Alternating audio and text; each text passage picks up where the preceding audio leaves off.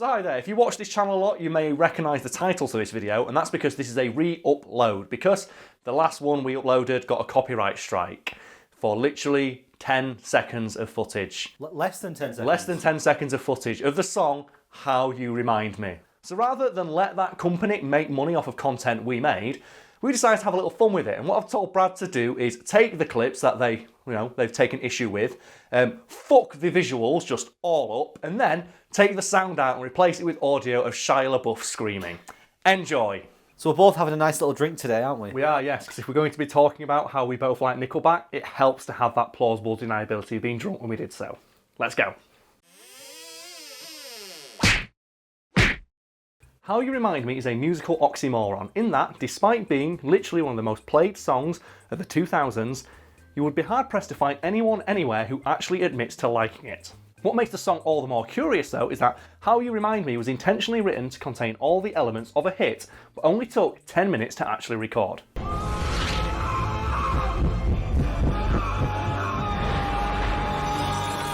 Wait, 10 minutes? Yes, according to various interviews given by Chad Kroeger, the lead singer of Nickelback over the years, when they were recording How You Remind Me, he walked into the studio with the lyrics and a rough idea of how the song would sound, and walked out 30 minutes later with a multi-platinum selling single.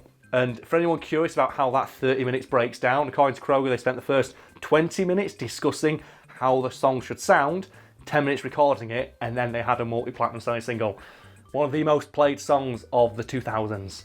And there's a great story where the only sticking point the band found about the song is how to make the chorus stand out. While they were stood there going, like, oh, so how do we make this chorus stand out? The drum technician in the studio made the suggestion of, how about you just leave a big pause before the chorus? And the band went, that's fucking brilliant, we'll do that.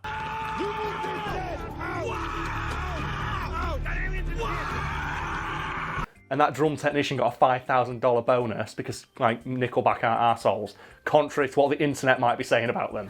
Because apparently Nickelback are all just, like, super awesome, nice dudes, and I've yet to find a story about them being arseholes. Like, they're really humble, and they lean into the fact everyone hates them. The idea they know that people don't like them, but they have that, like, you know, all those sales figures in their head going, well, someone must. They keep talking about it, and we keep opening newspapers, and it's like it's everywhere all the time. But it doesn't seem to be hurting us in any other facet of our careers. Where's the origin of it being cool to hate Nickelback? There's got to be a reason why. I pitched that as an idea to Today I Found Out, and they've yet to approve it. Because I was curious about myself, I've not researched it. So if I'm not getting paid, I'm not fucking doing it on my own time. As Brad knows. It's like when we're not together recording these videos, I'm like, I do not want to be known by Brad. You tagged me on Twitter and something the other day. I said, Brad, don't bother me if we're not at work. I genuinely messaged Karl privately and went, you actually bothered me? No, I'm taking the piss. Just want to double check. Yeah, did I actually piss you off by tagging you in this thing? For Christmas, bought Brad a mug that just says World's Best Employee on it. And now the running joke on your Twitter is that I'm just your boss. It's whenever you retweet something from me that's like me and you socially hanging out, people are always responding, oh, it's so nice for Karl, the boss, to be hanging out with his employee, giving his employee some time, really increases work morale for Karl to be hanging out with his employee. Brad gets so annoyed, so don't stop doing it. But what I want is I eventually want to be like Metal Gear Solid 5. Join you on like the... when you go interact with like your soldiers as Venom Snake, yeah. No matter what you do to them, they always just say thank you, boss, and salute you. Thanks for that, boss. Thanks for that, boss. Even if you beat their fucking ass, they'll say thank you, boss. I want it to be like that. I want you editing on this little computer working. I want to walk in, slap you on the back of the head and get to fucking work, you bell end. And you say, thank you, boss. Before we continue, Brad, I'm out of mixer, so can you please give me some non-named mixer that's a sugar-free Coca-Cola alternative? This is directly above my TV. Yes, it is, so you better pour it quickly, mate. Now I've got to try and open rum one-handed. Oh, God, I shouldn't put so much moisturiser on this tattoo. My hand's all sweaty. Damn it. Most of this video is just going to be me and you dicking about in between this one You paragraph. know Jesus. what, Brad? That's what people like. Do you want to put the lid back on that? Nope. I know you're going to knock that over. Brad, when have you ever known me to willingly waste booze? Okay. back to How You Remind Me. So it's really hard to describe how overplayed that song was when it first came out. Especially considering it was released in 2001, so 18 years ago. Oh, that's wounding right there to think about. I remember it like it was like a couple of years ago, but no, 18 fucking years ago. And then it was obviously, it started getting radio play around 2002, so like 17 years. Oh god, you can tell I've had a drink. I couldn't. Wow, you math so good. I couldn't subtract 1 from 18 mentally then. But yeah, like if you didn't happen to be like, you know, around in 2002 and near a radio, the song was so overplayed that petitions were actually launched to stop radio stations from playing it. Do you realise some people watching this video could have been conceived to How You Remind Me? You know what? I won't be. The thing is, though, that's not even surprising, because if you are like 18 or 17 years old, with how much that song was played, if your parents got their fuck on listening to the radio, chances are How You Remind Me was being played anyway. It's like, it's the old joke, isn't it, where they asked David Beckham, like, why is your son called Brooklyn? Oh, it's like me and Victoria, it was conceived in Brooklyn. And the joke about that is, oh, so Dad, is that how I got my name? No, backseat of my Ford Fiesta, no. But in this circumstance, it's no, Nickelback. No, you know what? If you like, I bet some kids out there called Nick right now who are about 17, 18 years old. Questioning. Who are going, why am I called Nick? And there's probably another kid called Chad Kroger Jr. who's like, because obviously I'm guessing younger people today don't remember like, the radio was a big thing back then. So what's this radio? Is it Spotify? Yeah, basically it's Spotify, but imagine you got Spotify where you don't pay for it, and then not only do you not get to pick the song, you also have some dickhead coming on every 10 minutes going, well, hey guys, I hope you're listening to Radio 1. Do you know what pisses me off about the radio? Yeah. I don't listen to radio much, but every time I'm in a car on a Friday, I have to turn off Radio 1. I am sick of Radio 1 telling me the weekend coming up is going to be a big one. Because every weekend is going to be a big one according to fucking Radio 1. So I was like, I think it was like driving home in like December, the Friday before Christmas. It's going to be a big one this weekend, guys. Really? People are going to be out 2 days before Christmas, drinking in Scunthorpe. It's going to be a big one, innit? Fuck you. So once again, I'm going to cast out my keeping you on topic rod and reel you in. Let's keep talking about Chad Kroger, Nickelback. Yes, it's my pleasure to be on your rod, Brad. And feel free to do whatever you want with that fucking sound clip right there. But yeah, you might think, okay, the success of like How You Remind Me, it's another example of the notoriously fickle listening public, like, you know, latching on to an obscure, like a song from an at the time obscure Canadian rock band and just like, you know, smiling on them and giving them success. But no, the success of How You Remind Me is directly related to Chad fucking Kroger and how much of a baller-ass boss he was in regards to writing a hit single. You might think by me saying, oh, they recorded it in 10 minutes, maybe they didn't think all that much about the song. But no, Chad Kroger actually spent a year writing How You Remind Me because he spent all of 2001 studying every hit song on the radio and deconstructing it to find out what made it a hit. So what kind of things did he look at? He looked at song length, what instruments were used, what they talked about, like where the chorus came in, like how long verses were, like basically every piece of like, you know, quantifiable information about every hit from the 2001s that made it onto the radio. He took that and extrapolated the information from it to write How You Remind Me.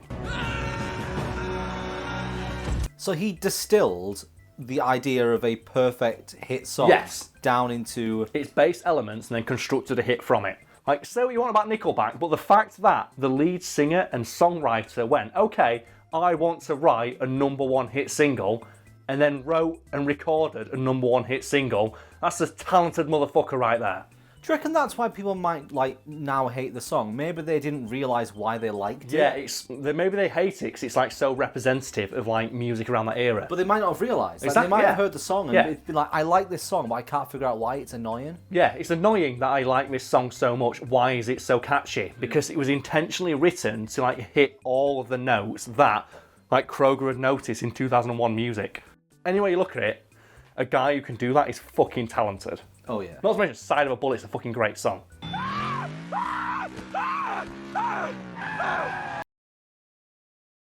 So, Brad, if we take a step back from this video, we've basically discussed, like, a person exploiting the broad trends of an industry to go viral.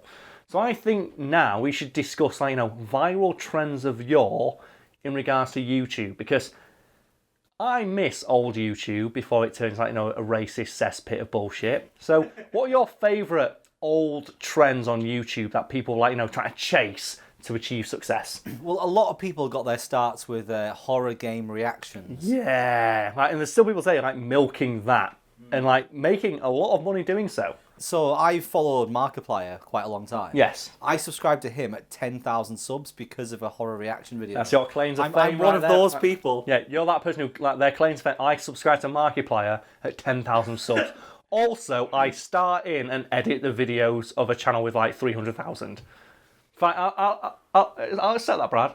You're more proud of subscribing to Markiplier at 10,000 than you are helping run a fucking channel with this many. Whatever. It's fine. It's fine. It's weird. We get that in our comments a lot, don't we? I subscribe to your channel at 10,000. It's like, okay, thanks, I guess. But yeah, that's the weird one. It's like, I do remember that era of everyone like, oh yeah, here's like overly exaggerated reaction to, like, horror game. And the fact that, like, even today, Five Nights at Freddy's is still something people, like, are plumbing the depths of for views and money. Yeah, that was a good one. The one that I went about even further, and it was covers of Canon Rock. Is what I want to do, because like Canon Rock, it's a Canon in D by it's Pachelbel. Oh, Pachelbel's Canon. Pachelbel's Canon. It was I don't know who was it Jerry C who did the first one, or Fun 2? I don't know. Basically, there was like a YouTuber, Jerry, or one of those two, did the very first like guitar cover of Canon Rock, and then it became a thing like for guitarists on YouTube to cover that song.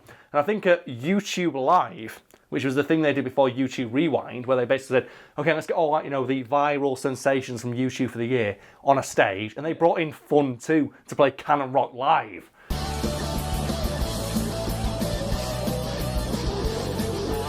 I get that today was a very large element of YouTube that revolves around covering popular music, but I like the idea that back then they covered a single song. And that was fucking, it was like, who can do the best interpretation or cover of this one song? Whereas today it's just like, oh, I just cover Disney songs. Next trend I'm going to bring up. Okay, go on. Animals doing human things. That was fucking, what? There was a lot. We had Keyboard Cat. Yep, Keyboard Cat. There's the dogs who's that dead talk. now. Yeah, dogs that... Keyboard Cat's dead. Obviously, it was like 20 years ago. It was a VHS video that someone uploads to YouTube, man. That cat's fucking dead. But there was, obviously, there were the dogs that talked. Mm-hmm. We used to put voice over the dogs and stuff like that. Yeah. So I think we went back through and checked some of, like, the YouTube channels, like those, like, those god-tier YouTubers back in the day who were still going, trying to cling on to that little bit of fame that they had.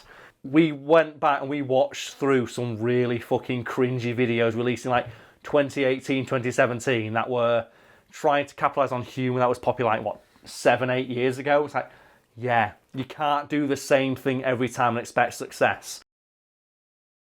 For the people who've watched this video all the way to the end, thank you for bearing with us. We're really sorry that we've re-uploaded content. Like, we never really wanted to do that, but as you can probably understand, we don't like the idea of a massive monolithic company taking 100% of the profits from a video we made, because less than 1% of it is made up of content they didn't create but own.